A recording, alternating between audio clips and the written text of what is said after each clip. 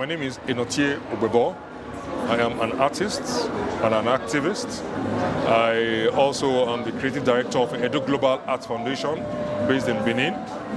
I'm also artist in residence at the Cambridge University for the year 2022 and the year 2023. Tell me what difference the return of this art is going to do to humanity.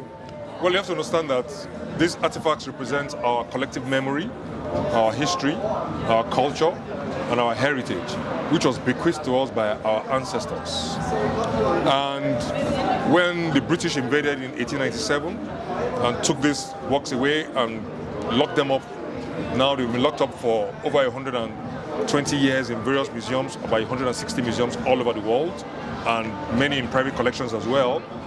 We've been denied the access to the wisdom, to our stories, to our history, to our heritage, which our ancestors recorded and bequeathed to us. Because this was our own way of writing. It was our own way of preserving our memories coming from history.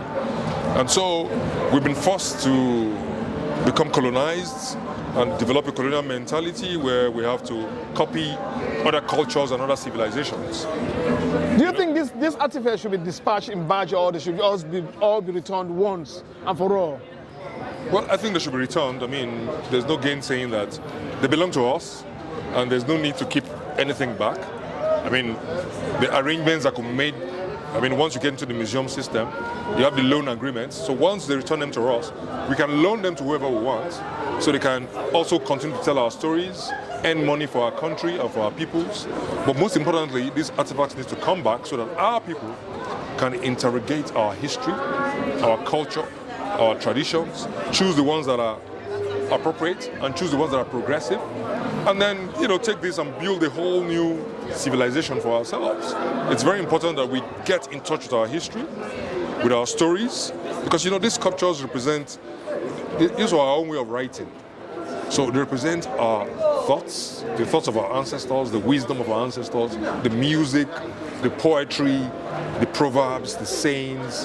And so when we have access to this, then we are able to unravel it, take it, develop it, and build on something which is authentic to us. We're not copying, we're now developing in a proper trajectory. And I think it's very important that they're brought back so that our people can have this advantage. How do you think the people of Benin are going to feel today? Sorry? How do you think the people of the Benin Kingdom and the Oba himself, how do you think this is going to impact them today? No, I mean, everybody is going to be so proud that for over, 60 years, 70 years, we've been calling for the return of these artifacts, and today marks a significant turn in this journey. I mean, we're not there yet, because there are over 5,000 artifacts spread in over 160 museums all over the world. We cannot determine how many are spread in various private holdings, but with the project which I'm involved in, called Digital Benin, we know that we have recorded over 5,000 artifacts in over 160 museums. And so, I mean, everybody will be so proud and so glad that this has happened, and hopefully the main culprit, which is Britain or the United Kingdom, will see it fit that they should do the right thing.